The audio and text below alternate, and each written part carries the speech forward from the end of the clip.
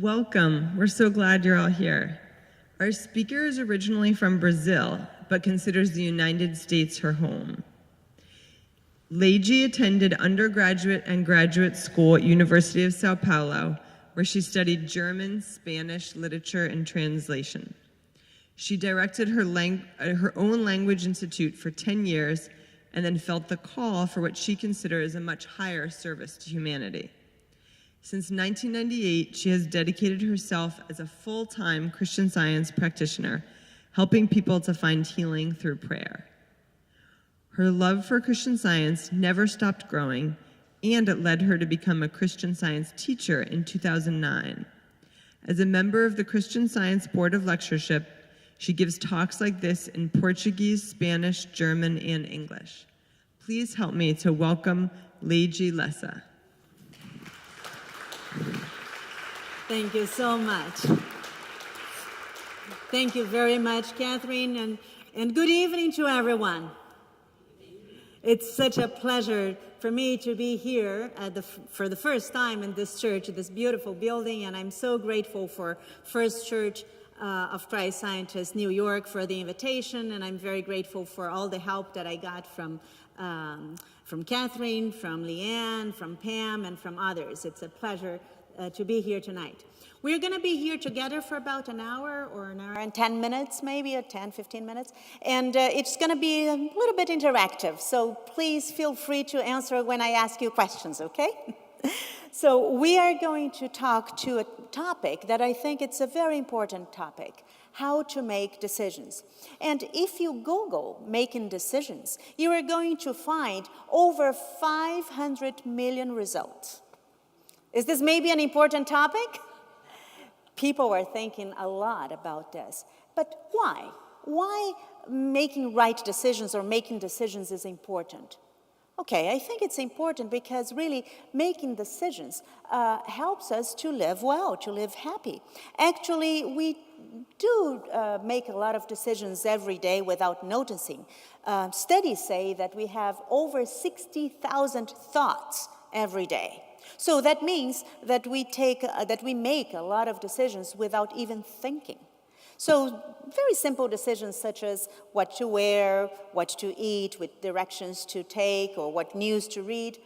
But what about really, really important decisions in life? Such as maybe, where am I going to live? Which career path am I going to take? Or should I make an investment? Should I get married, or should I just be single? Those are very important questions that we have to answer when we are trying to make good decisions. And why making right decisions is really helpful. I have no doubt that making right decisions is really very helpful because it helps us to maintain our mental, physical, and emotional health. In a constant changing world, it is important that we learn how to make decisions without feeling anxiety, without being afraid of the future, or being so really thinking so much about the past. But what is really the true basis for making right decisions? We're going to be talking about this today, and just to illustrate this point, I would like to tell you a story. I would like you to think about a 20-year-old woman who had lived abroad for about 3 years. And she had studied in 2 different colleges, 2 different careers, and she had to make a very important decision in life. She had to go back to her home country, and she had to make her living, to be financially independent. And she didn't know what to do. During 3 months, she was thinking and rethinking, talking to people, and just reading things, and she really didn't know what to do. But one day, she was walking on the street, and something came to her. An idea came to her, like a voice, something very clear. The answer was unexpected. She heard very clearly, "Your true job is to express love in everything you do." It was surprising. But listen to that, really calmed her down. She was then not anxious anymore. She calmed down, and she even went to 2 countries and studied some more before she came back to her home country. And when she got to her home country, she started with a very simple job, earning very little. But she was happy. She was happy because she knew that her true job was to express love in everything that she did. And little by little, she got a better job, and in a few months, she was completely financially independent. And, many years passed by, and she is still very happy. She has changed careers several times, but she is still very happy because she knows that her true job is to express love in everything she does. And I actually know this young lady very well because that's actually me. It's my own story. So that's what we are going to be talking about tonight. We're going to be talking about ideas that come to us not just from thinking about the brain or reading a lot of books, but we are going to be talking about ideas that come to us because of our ability to listen and yield to a higher power. And ideas that actually bring lasting solutions. So, we are going to be talking a lot today about the Bible because I love the Bible. I study the Bible very much. And a lot of ideas that we are going to be talking about will be from the Bible. And the Bible explains God in several ways. One of the ways that the Bible explains God is that God is mind. God is divine mind, infinite mind, a mind that knows everything, mind that knows past, present, and future. The Bible also talks about God as divine love. Divine love or infinite love that loves us unconditionally, that loves us all the time without exception.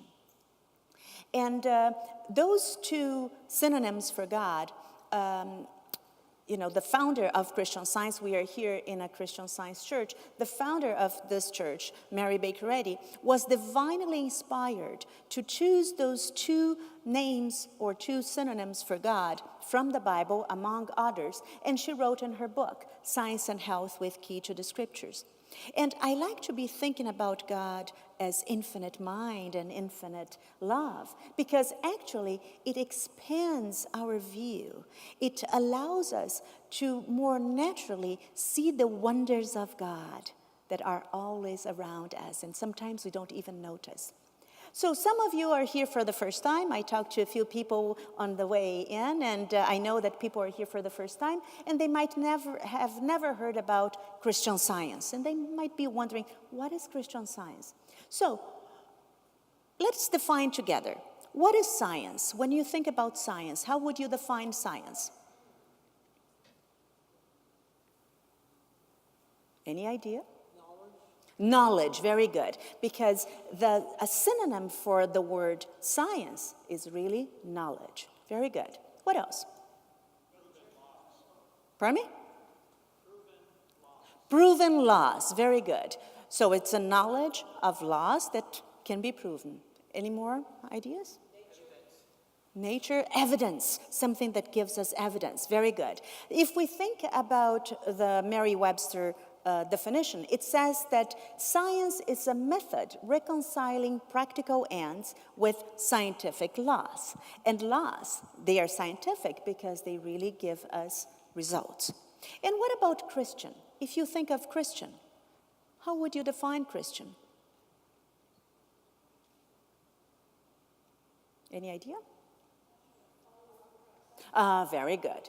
Christian, it can be a person who follows Jesus' teachings, Christ Jesus' teachings. Christian, we can then say that Christian, the word Christian really refers to Jesus' teachings. But Mary Baker Eddy, the founder of Christian Science, she also says something that I really love. She says that Christian is the highest style of a man. So some of us who maybe like style, we can be thinking that really being a Christian is the highest style of a man.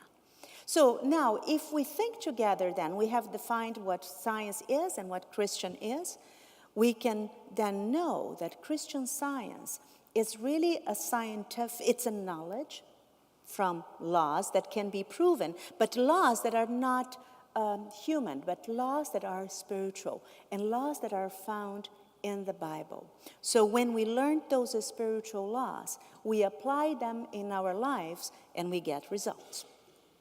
So Mary Baker Eddy really studied the Bible profoundly. And when she studied the Bible, she really understood the principle of those laws that are here in the Bible. And she explains those spiritual laws in her book, Science and Health with Key to the Scriptures. So this is a science, but it's a spiritual science. And for us to understand this spiritual science, we really need to have a spiritual understanding. So this spiritual understanding comes when we learn how to yield to a divine mind, yield to mind's direction, yield to that divine power that I mentioned to you before. And when we do that, we are able to listen to a still small voice, like that young girl heard when she needed to make a decision. So the Bible talks about this still small voice in the story of Elijah. Elijah was actually being persecuted. The Hebrew people have broken their connection to God. They didn't want to. They killed a lot of prophets, and they were, trying to kill Elijah as well. So Elijah was then afraid, and he didn't know what he was going to do, what was going to happen with him. And he went to Mount Horeb because he wanted to see God. He was really certain that he could see God because he was faithful to God. He dedicated his whole life wholeheartedly to God. So he got to Mount Horeb. And maybe some of you might be familiar with that story. When he got up there, do you remember what happened first? It came a very, very strong wind, a strong wind. Sometimes we hear that or we see that strong wind that it's destructive. But after that wind was gone, Elijah knew that God was not in the wind. And after the wind, something else came. Do you remember? The earthquake, exactly. The earthquake came. And some of us have experienced earthquakes, right? We get afraid when earthquakes come. So we can imagine how afraid Elijah was. But then the earthquake was gone, and he knew that God was not in the earthquake. And after that, a fire. Again, a destructive fire came, a big one. But after the fire was gone, Elijah knew that God was not in the fire. And after that, a still small voice came. And when it came, Elijah felt the presence of God, and he knew exactly what to do. He knew what steps he needed to take, and he was safe. So this still small voice, this divine utterance, I like to think that it's available to all of us. That still small voice talks to us whenever we need it, whenever we need to make a right decision, or whenever we are maybe desperate. That still small voice talks to us, and we are able to understand. It talks to us in a way that we are able to understand. So if we think of other definitions or other translations of the Bible, we can find other definitions for this still small voice, like a gentle whisper, or like a soft breathing, or like a soft whisper of a voice. If we think of those three different expressions and still small voice, we get this impression that it's something calm and good, don't we? So it is important that we know that this still small voice comes with peace, that we all can feel peaceful. But then, you might be asking, okay, I want to listen to this still small voice. So what does it take to listen to this still small voice? What do you think? Any ideas?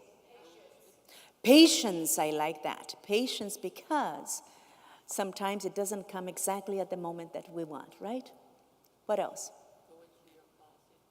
Oh, go into your closet. That's another expression from the Bible. Sometimes we really need to isolate ourselves and really to just concentrate and be quiet, right? That's the meaning of going to our closet. Anything else? Yes? Be calm. I like that. Be calm, exactly. When we are calm, we are able to listen to that still small voice. I also like to think that to listen to that still small voice, we need a lot of purity. And you are a great example of purity. I love children and teenagers, and children express all the time so much purity. So purity is important. And humility. Why do you think humility is important? I would say that when we are humble enough, it's not only about us. When we are humble, we are willing to listen to that still small voice and yield to the divine will. Yield to God's plan for us. God's plan for us is always good, but we need that humility so that we can hear it. Exactly. Very good. So this voice is not human because, as we mentioned before, God is not a person. So God is mind. God is love. So this voice is not human. This voice is an expression. It's really this utterance that it's totally divine. This voice came to prophets, came to Jesus, and came to others in the Bible. And it came also to Mary Baker Eddy when she was studying the Bible. And she studied the Bible so deeply that she really, when she was studying the Bible, she got the true essence of God. She knew then by reading the Bible that the true essence of God is good. In fact, when we read Genesis 1, at the end of Genesis 1, it says that God has seen everything that he had created, and he saw that it was good. Some Bibles say it was very good. So everything that God created, and that includes all of us, it's really good. And for me, this is the essence for us or the core of the science, that we accept and understand that everything that God creates is good. So, but for us, as we mentioned, this is a science, this is a spiritual science. We need a quality. We need to develop something that is very important. We need to develop our spiritual sense. Our spiritual sense really allows us to listen to what the divine mind says and to see spiritually, to see metaphysically, which means beyond the physical senses. And Mary Baker Eddy defines spiritual sense, and I would like maybe a volunteer to read this definition. And I have Leanne here. Where is Leanne? She's over there, and she has a microphone for us. Do I have a volunteer to read the short definition, please? Oh, here, right in front. Okay, great. Wonderful. She's coming. It's a very short, but it's a very important definition that will help us to see how important spiritual sense is. Please. Conscious, constant capacity to understand God. Very good. Thank you so much. So if we think for a few seconds about this, a constant capacity, a conscious capacity. If it is conscious, when do we have it? When we are sleeping, maybe? When we are awake, when we are aware, right? And what about constant? If it is constant, does it mean that maybe we had it in the past but don't have it today? Or that maybe we have today and won't have in the future? No, it's constant, which means we always had We have it today, and we will always have it. This capacity enables us to understand God every time better.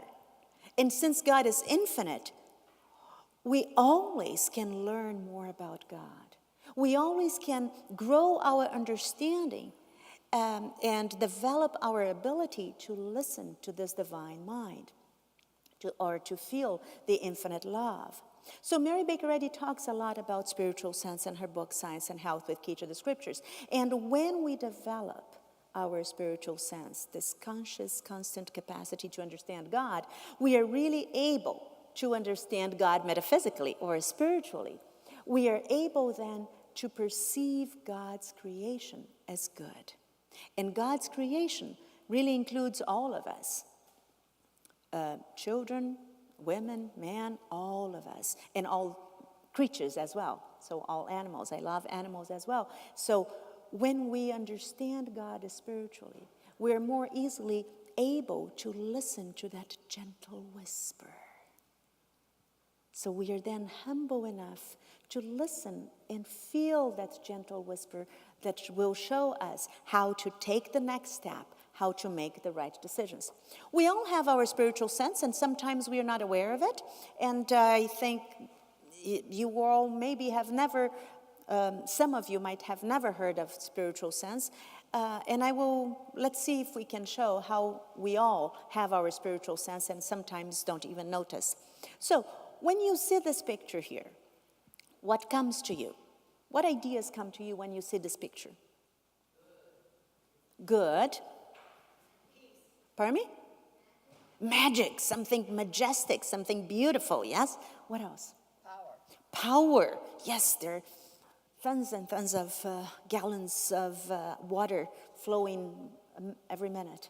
What else? Only God could create such beauty. Such beauty. Yeah? Maybe we can think of, such beauty, power, magnificence, right? Anything else? Abundance. Oh, that there is no evil. Very good. I like that because it's so beautiful.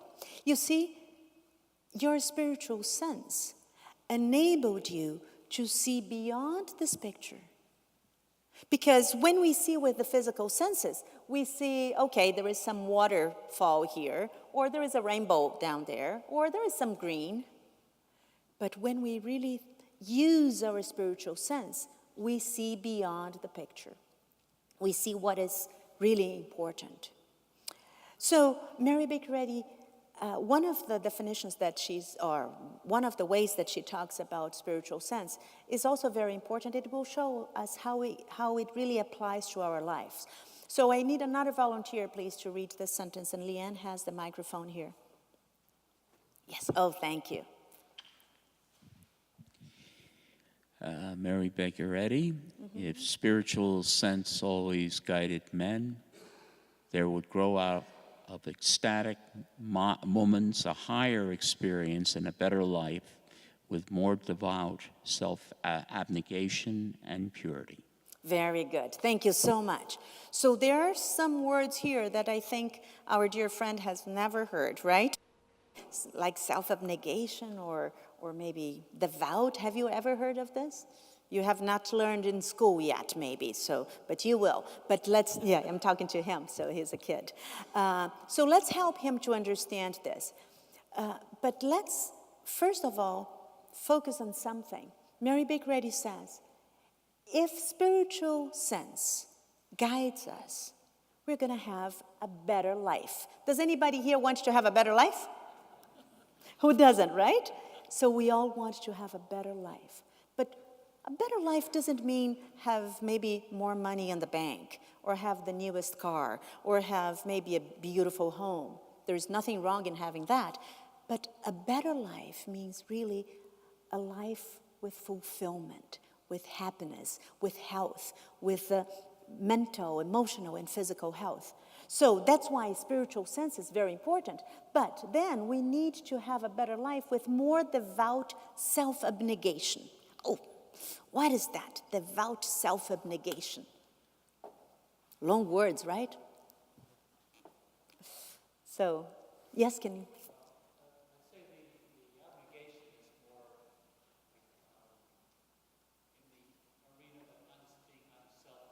Oh, okay. He thinks that really a more devout self-abnegation is on the side of being unselfish.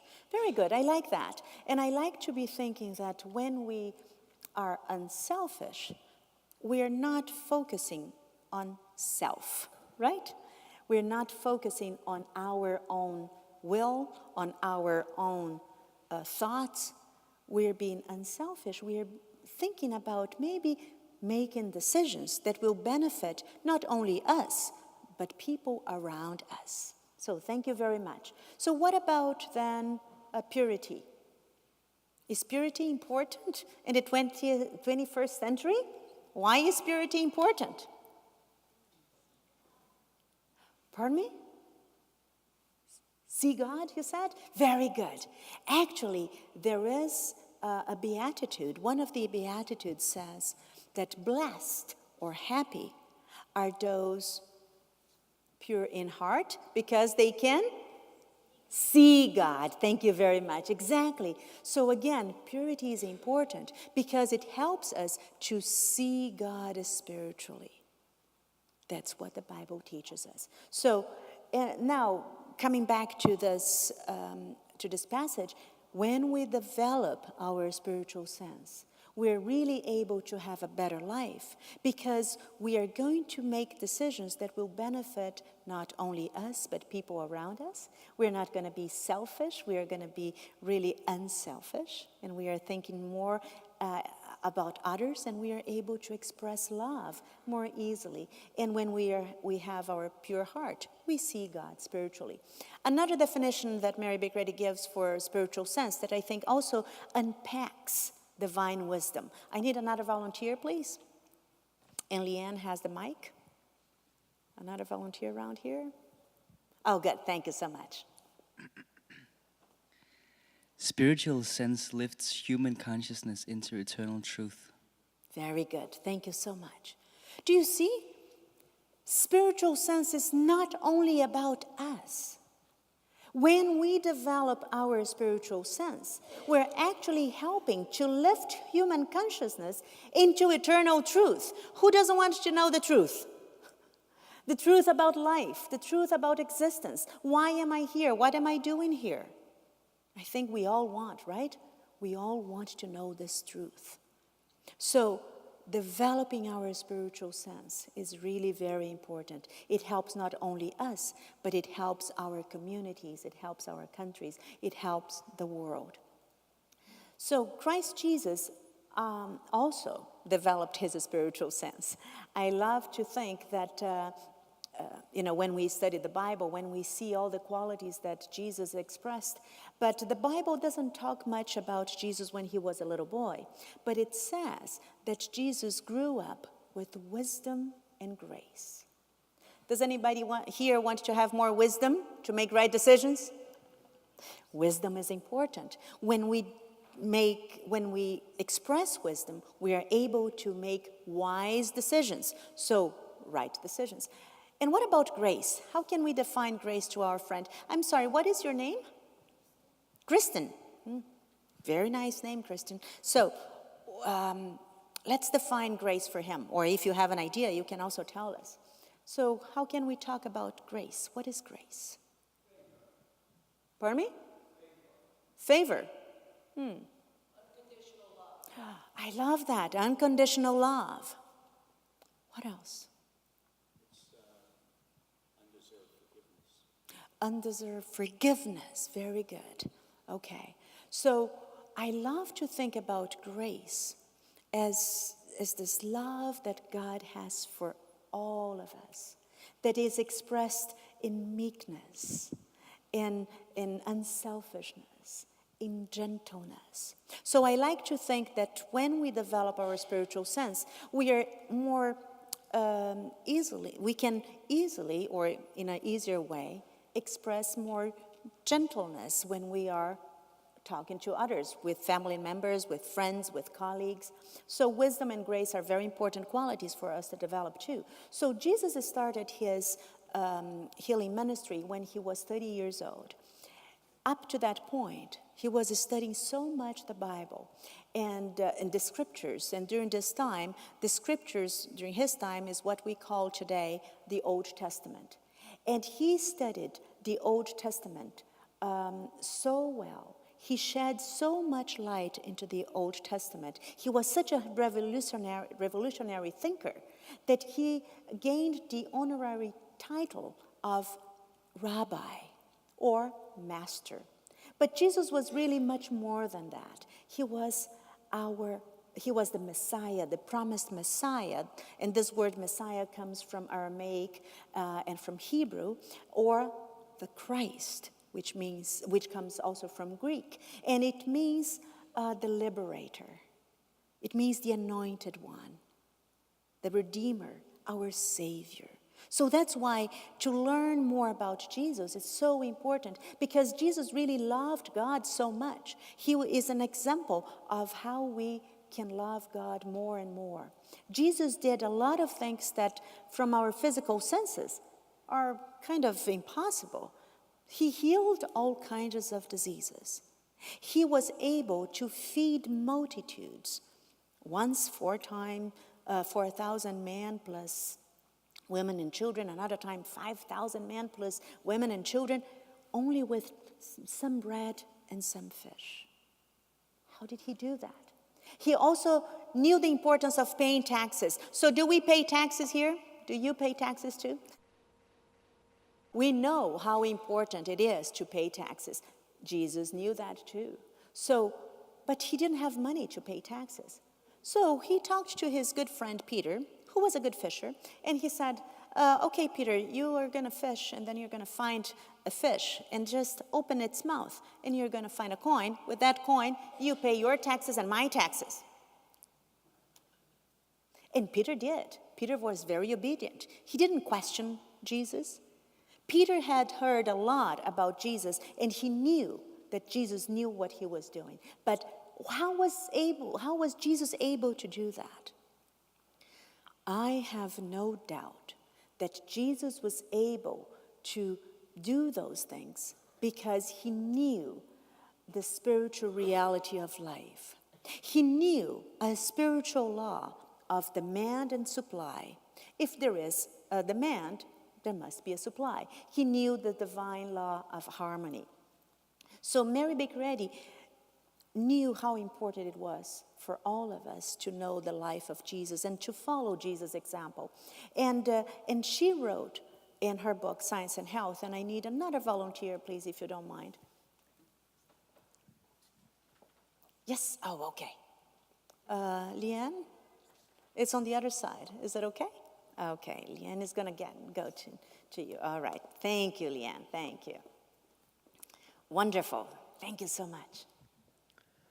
Like our Master, we must depart from material sense into the spiritual sense of being. Very good. Thank you so much. Like our Master. Who is our Master? Jesus, right? Jesus is our Master. So, like our Master, we must depart from material sense. That's what Jesus did when he multiplied the loaves and fishes. That's what he did when he knew that he had to pay taxes. So we must depart from a material sense. Why? Because material sense limits.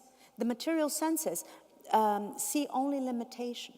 But when we depart from material sense, we go into a spiritual sense, and then we understand the divine law of demand and supply. Then we really feel how infinite God's love for each one of us is. So we need to depart from this limited view of life and of existence so that we can live with mental, physical, and emotional health. And Mary Baker Eddy knew that too. And when she was a child, when she was your age or maybe even younger than you, she loved to read the Bible. Sometimes she couldn't go to school and she had to miss school, but she spent her time then reading the Bible. She spent her time reading the Bible, writing poems. But for me, the most important thing that she did was that she was spending time listening to God. How much time do we spend listening to God? Especially when we need to make decisions. It's so important that we really listen to God. So Mary Beccaretti, because she had that fragile health, she looked into several methods of healings when she was, child, a young adult. And she tried, for example, homeopathy, she tried hydropathy, and other alternative healings. But her true quest was really to find a connection between health and God. So she wanted to, only when she really discovered, reading the Bible, that there was a scientific and divine method of healing based on the Bible, that's when she found her true health and she was able to be healed and to live a good life. Mary Beccaretti developed her spiritual sense, and her spiritual sense enabled her to see the reality of existence, as good, not with terrorism, not with poverty, not with problems, but the reality of life that it's good for everyone, that embraces everyone. So, because she studied the Bible so much, she also saw the true nature of man. And she reading again, First Genesis, she saw that First Genesis says that man is the image of God. Man, women, and children, right? But if we think that man, or all of us, are the image and likeness of God, but God is mind, God is love, God doesn't have a shape or a body, how can we be the image and likeness of God? So let's see if we can make this more applicable or simple. First of all, we need to know that the image is never different from the original, right? But when you need to see your image, what do you need? What do you look at in order to see your image? Pardon me? A mirror, exactly. So we have a mirror here, and Leanne has a mirror here. And, when we look at the mirror, we see ourselves, and we look at the mirror when we need to put makeup on or do our hair. Men need to look a lot when they have to shave, right? But from today on, I would like you to look at the mirror in a different way, using your spiritual sense. When you do that, you are going to see beyond that picture that it is in front of the mirror. For example, I need another volunteer, please. And Leanne is right there. Leanne is going to come to you and show you the mirror. Is another volunteer on this side? Yes, thank you so much. Could you please read the first sentence in the mirror? I'm patient, loving, lovable, because I reflect divine love. Very good. Thank you so much. You see, no, hold it, because you're going to read another one. So, I am patient, loving, and lovable because I reflect divine love. So, what is the second sentence, please? I'm intelligent, wise, capable of making right decisions because I reflect divine mind. Very good. Thank you so much. You see, here you have just two very simple examples of simple prayers. Every time that you look at the mirror, you can look at the mirror thinking metaphysically, thinking beyond the physical senses. And you can apply every quality that you want to express more in your life. So we talked about wisdom before. We talked about patience before. So that's why I am patient, loving, and lovable, because I reflect divine love. But you can change all the qualities that you would like here to express more in your life. The most important thing is that you have the second part of the phrase, that I reflect divine love or I reflect divine mind. Those are very short prayers that you can apply every time, every day. So the Bible also talks about dominion, that God has given us dominion. I like to think, from my experience as a Christian Science practitioner, as Catherine told you before, that our dominion is really our authority, our God-given authority over our thoughts and actions, over the physical senses, over our God-given authority over personal wants, and over any sense of limitation. And dominion is also our ability to be governed by a divine mind. And when we think about our image and when we think about dominion, it's also good to be thinking about our spiritual identity. So let's be thinking about our spiritual identity. But before that, just let's make an analogy. Have you brought your driver's license or your ID tonight? Yes? So what is written in a driver's license or in an ID? What is there? Eye collar, okay. Your name, your address. Your name, your address, and date of birth. Very good. Let's think of those three examples. Name. What does name mean in the Bible? Who knows? Nature. So let us think from now on that your nature is a spiritual, and therefore always good. Then we mention address. What is your spiritual address? Kingdom of heaven. Oh, I love that. Kingdom of heaven. So no matter where you're from, no matter where you are always in the kingdom of heaven. And then date of birth. What is your spiritual date of birth? Eternity. Eternal, right? Somebody said something here? Eternity.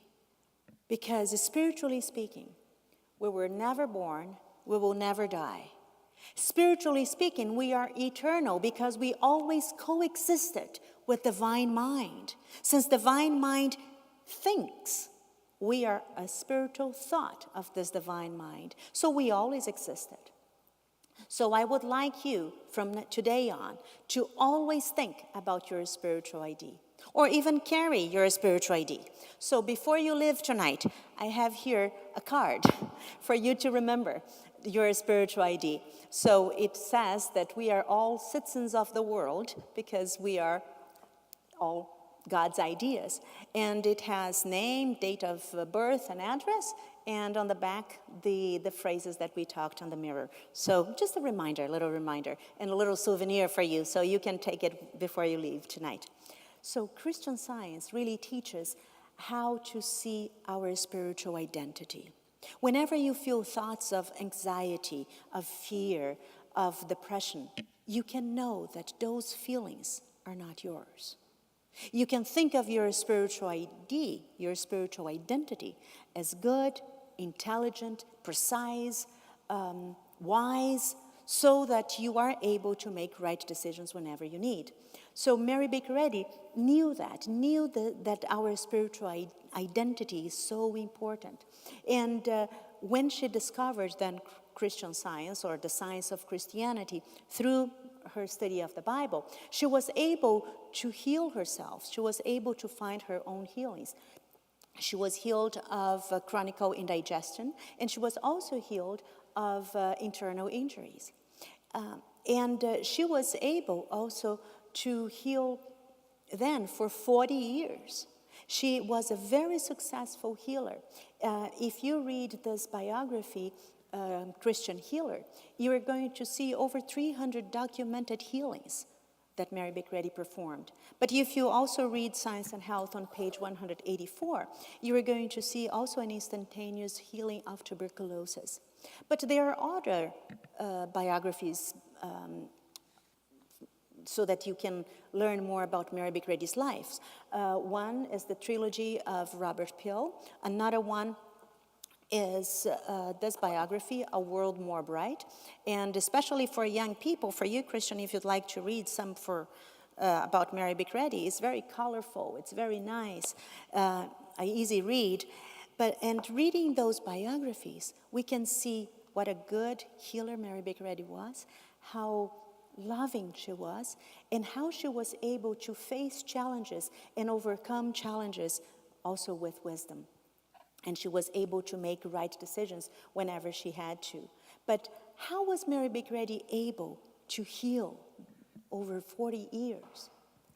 I also have no doubt that she was able to do that because she developed her spiritual sense. And through her spiritual sense, she was able to see the reality of existence. So she was able, through her spiritual sense, to pray and to listen to that gentle whisper, to that still small voice that talks to us all the time. And Mary Baker Eddy discovered the science of Christianity or Christian metaphysics, and she also explains Christian metaphysics in her book Science and Health. So through our spiritual sense, we are able to see the spiritual reality of life and health.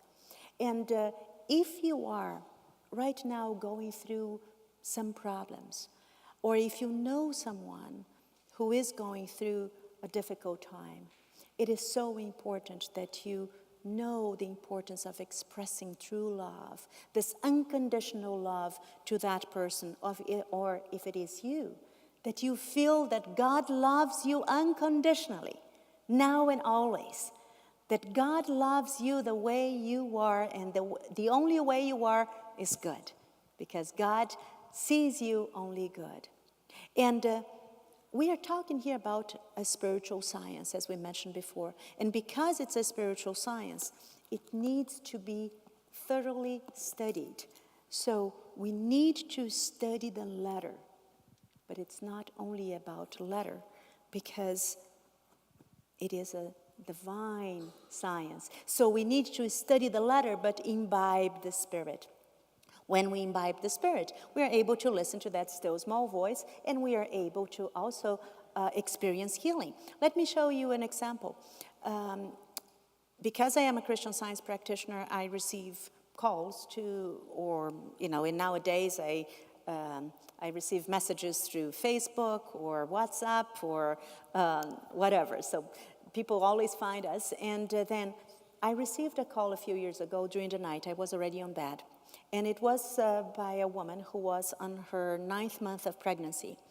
And because she hadn't felt the baby move for about a week, she and her husband decided to go to the hospital to make some exams. When she told me that, I knew exactly that at that moment I needed to see the unreality of death and the reality of life. I needed to know that God's creation is always eternal, always good, and that God's expression can never be interrupted. God's expression is always continuous. So I asked her to call me every 30 minutes, and she did. She got to the hospital. The doctor also examined her and requested an immediate cesarean. So her mother was there then, and her mother started calling me every 30 minutes. So she went to the cesarean, and a baby girl was born. But then the doctor said that the baby was not going to survive. He did some more procedures, and then, it was something that he mentioned that they couldn't expect much. The doctor gave up, but the mother, the grandmother, and I, we didn't give up. We started thinking more about life as the expression of the divine mind. We started thinking that baby always was, and is, and always will be a pure expression of the divine mind without interruption, an expression of life. And by knowing that, we opened our hearts to God, to the will of God, without any fear, without any doubt. And by that, we started seeing the baby getting better and better and better. 10 days after that, the baby went home with the mom, of course. And a year later, there was a gathering at the hospital. And when the mom came in, holding the baby on her arms, the doctor saw the baby and said, "Oh, the miracle baby," because medicine could not explain how she survived. So we made the right decision at the right time. We trusted, really, that baby was the expression of divine life. And as I mentioned before, we just opened our heart to the will of God. And the Bible tells us that the will of God is always good and perfect. And we can always trust God's plan for us. God plans, and we listen, and we obey at the best of our ability. So when we know our spiritual nature and the spiritual nature of our neighbors, friends, family members, and when we develop our spiritual sense, we are able also to contribute to a more emotionally balanced and healthier society. Do we want a society like that? Of course we want, not only here for New York, but for the whole United States and for the whole world.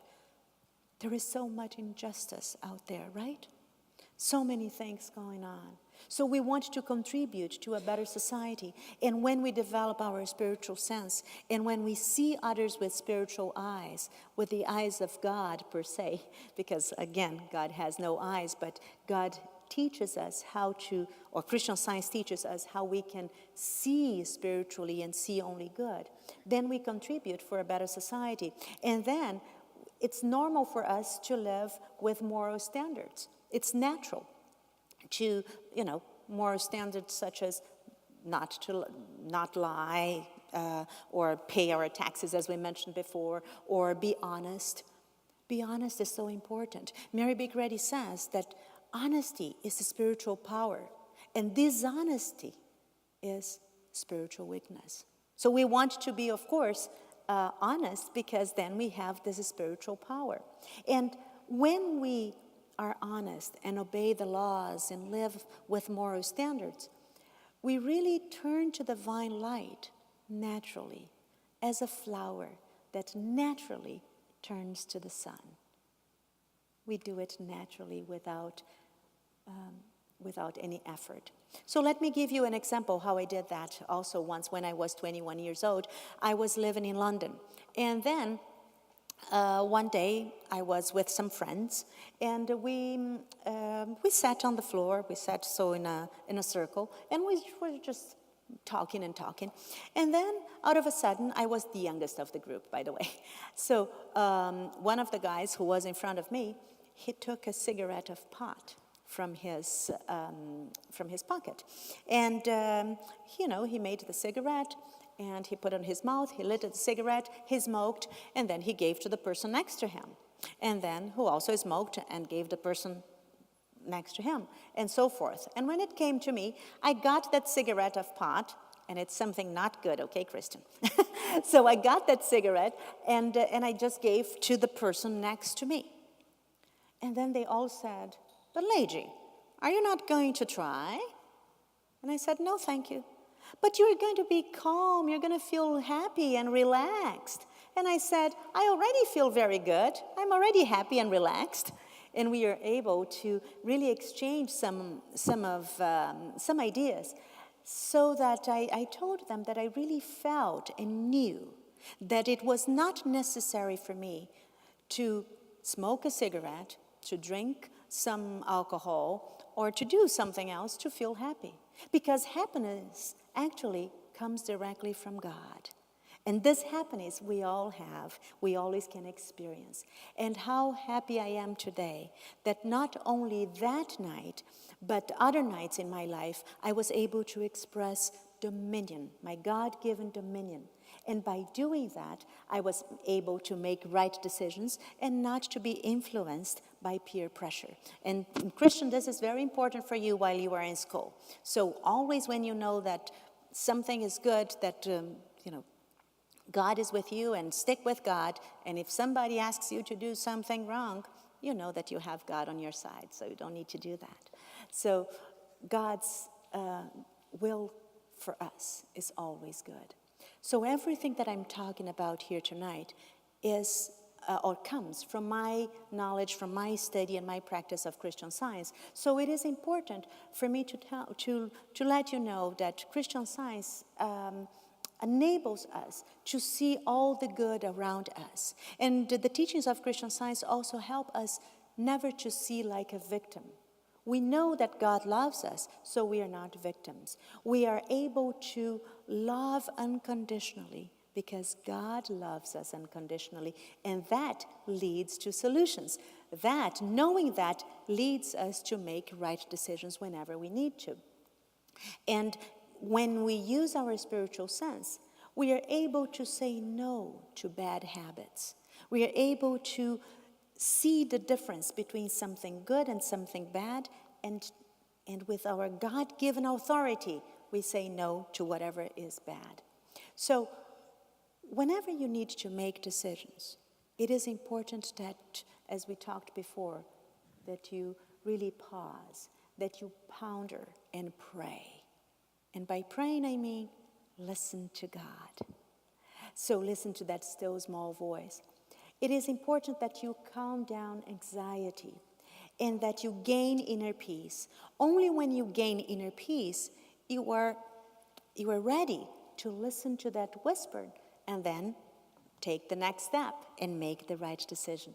So, and whenever you live according to moral values, that is a strength to your life. That is always going to give you the power and the strength to make right decisions whenever you need. And when you do that, you are also opening your thoughts, opening your heart to let Christ, the manifestation of God, to really guide you, transform you, and regenerate you. Because God loves us unconditionally. I would like also to illustrate this point with another example. As Catherine mentioned, I had a business in Brazil, and I had a language school for about 10 years. And because of that, I went to Germany to stay a few months there. So, but I left everything organized in the school, and I was in contact with my assistant every day. What happened was that one day my assistant said that the person that I assigned to be responsible for the financial part of the business started making very uncomfortable business predictions. And the situation was so, in a way, worrying me that I even considered coming back to Brazil. But, as usual, I prayed. So one day I was going home and the thought came to me, Leide, why don't you take your Bible? So I went home and I just opened my Bible randomly. And when I did, I opened on the story of Joseph, the son of Jacob. Joseph, when he was a kid, he was sold by his siblings as a slave to the Egyptians. He got them to the Egyptians. And Pharaoh bought him when he was then a young adult. And Potiphar. And then Potiphar bought him and brought him home. And Potiphar saw how intelligent Joseph was. So he put him in charge of a lot of things. So he was doing his things and so forth. But he was a good-looking guy. And then one day, Potiphar left and nobody was at home. And Potiphar's wife saw Joseph, and Joseph came to see her in the house. Nobody was in the house. And then she grabbed Joseph in his clothes and said, "Lie with me." Joseph was a slave, right? What does a slave do? Obey orders. But Joseph really was a man of moral. Joseph was a man who loved God and who obeyed God. And he knew that this was not right. So he ran away. But the clothes were not like ours, right? When he ran away, what happened? His garment was where? In her hands, exactly. So imagine how mad she was. When Potiphar came, she told Potiphar a complete different story, right? And then she said, "Look, the guy that you brought here. Look, he wanted to lie with me." Joseph had no way to defend himself. He was sent to prison. Joseph was in prison for 2 years. He did everything nice. He was nice to people. He was talking to others. And he would say, okay, when you leave, please remember me. But nobody remembered him. So he was there for 2 years. But what happened was that one day, Pharaoh had a dream. And Pharaoh had that dream, and he called a lot of people to interpret that dream, and nobody could. But then one person said, oh, there is this young Hebrew there in the jail, in the prison. Maybe he would know it. So they called Joseph. Joseph came, and Joseph talked to Pharaoh.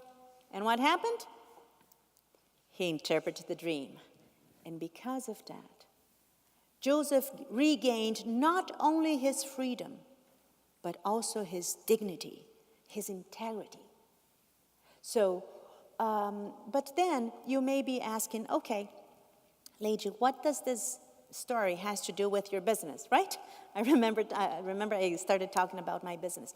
Somehow it came to me that maybe it might happen that Joseph was a little bit afraid. And maybe he couldn't confront Potiphar's wife, and he ran away. It came to me, Leide, you cannot run away of this situation. You need to confront the situation. So I started then thinking about the spiritual law of harmony, that spiritual law of demand and supply, the spiritual law that governs not only my school, but actually the whole universe. And I started to apply to my school and to everyone working in my school. So I became then calm, and then I decided not to go back to Brazil. And I started praying and focusing on the divine law of demand and supply. And you know what happened? That person who was disturbing decided to leave. The person left, and then I was able to manage the school from Germany.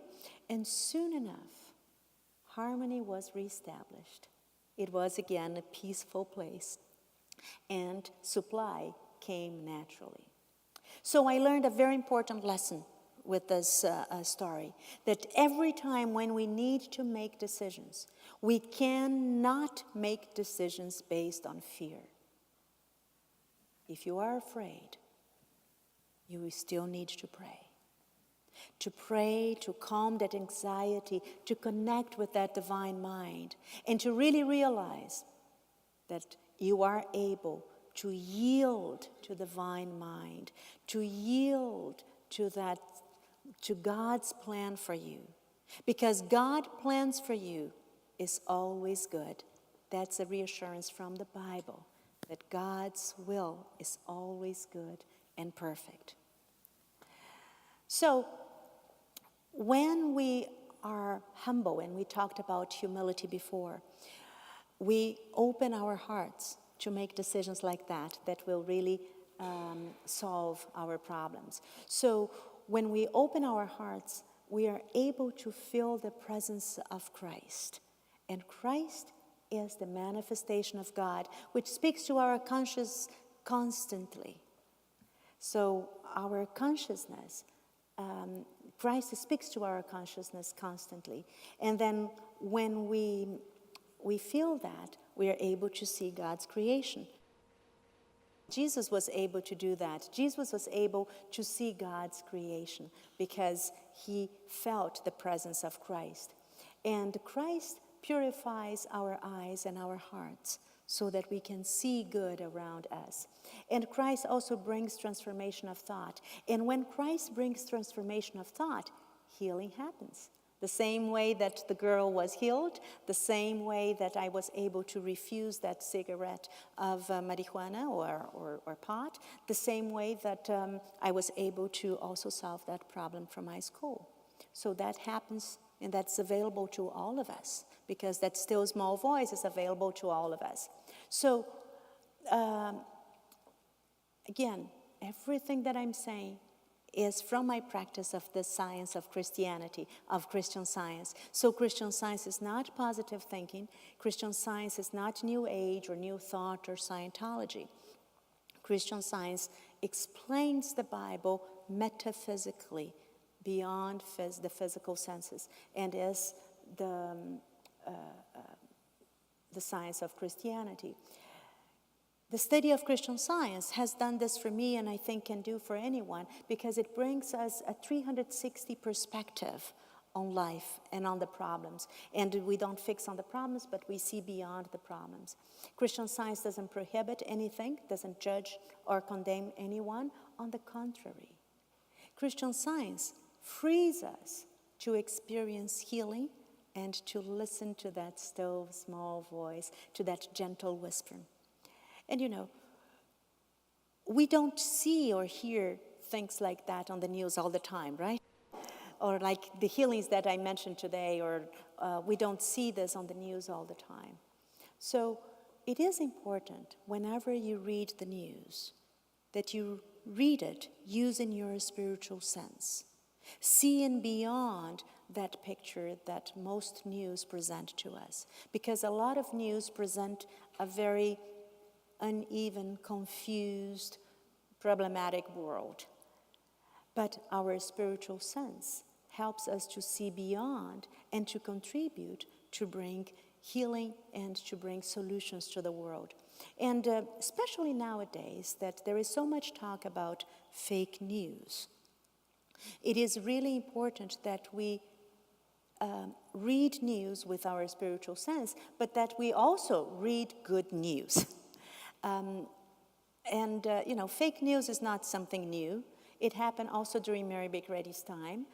During her time, something started developing at the end of the 1800s, beginning of the 1900s, which was called the yellow journalism, where fake news or a lot of stories were written, untrue stories, and untrue stories about Mary Baker Eddy too. And she prayed to find a solution to that and how she would respond to all those untrue news. And it came to her also as, you know, like that still small voice, that inspiration, to found the Christian Science Monitor. The Christian Science Monitor is today an international newspaper that is online or also on a weekly magazine. It brings really good, well-researched news. If you think of, I know that it's small and maybe some of you cannot see it, but it is right here in this chart as a great source of news, right next to the BBC and to NPR. So the Monitor is right there as a great source of news. I love to read the Monitor because it helps me to see the good, even when sometimes there is something bad going on. The Monitor reporters really try always to find good when this good is not so easily seen. Nowadays, there is also the Monitor Daily that brings perspective, and we can receive on our iPad, iPhone, and it's very practical, and we can even listen to it. So I listen to it every day, and it's really good. So now, let's summarize what we have heard today. We have heard about our spiritual sense, that it is our conscious, constant capacity to understand God. God is infinite mind. We can always learn more about God. We can always become better listeners, and we can always see better spiritually. We have heard that Jesus also exercised his spiritual sense. So when he was able to multiply the loaves and fishes to feed multitudes, he used his spiritual sense also to see that spiritual law of demand and supply, the spiritual law of harmony. We also heard about Joseph. Joseph, using his spiritual sense, he was able to interpret Pharaoh's dream. And by doing that, he was able to regain his freedom and his integrity. And we've heard about Mary Baker Eddy, who is the founder of Christian Science, who discovered in the Bible the science of Christianity. And she wrote her book, Science and Health, which really explains how spiritual sense is so important to us and how we can use and develop our spiritual sense all the time. And for me, Science and Health is the best contribution that Mary Baker really did for humankind. So now I would say that it's really our turn to develop and to be thinking about developing more and more our spiritual sense, because we can always learn more about God's good and beautiful creation. We can always learn more about God as infinite love. We can always learn how to love with a pure eyes and love unconditionally. When we develop our spiritual sense, we are able to see the spiritual reality of life. We are able to see that life is much more than the picture that we can see through our physical senses. We can see then beyond that picture and see the good that God has created. And when we do that, we are able then to be part of the solution and not give emphasis to a problem. But being part of the solution, we are able, which means that we are able then to pray for government, for our government, for government or better government around the world, so that people in charge can really make right decisions and help everyone who needs help and make the world much better than it is today. So some of you are here for the first time. I know because, as I mentioned before, I talked to some of you. So if you'd like to visit this church on Sunday, it's open for a Sunday service and also Sunday school at 11 a.m.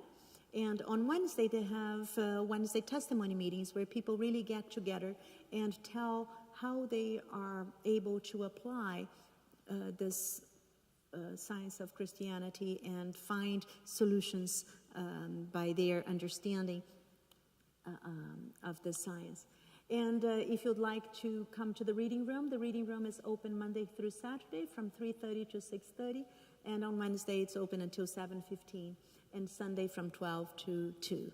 And if some of you also would like to take some free literature, I saw that there are some tables back there, so you are very welcome to take some free literature. And I thank you very much for spending this evening with me. It was my pleasure to be with you. Thank you so much. Thank you. And for those of you who would like, you can take this spiritual ID that I mentioned to you. Maybe, would you mind bringing some to the back? And there are some here. You can take one with Catherine on the back, and there are some here too if you come to talk to me. And if you have any questions, I am here to answer any questions that you might have, okay? Have a good evening, and thank you so much for coming. Thank you.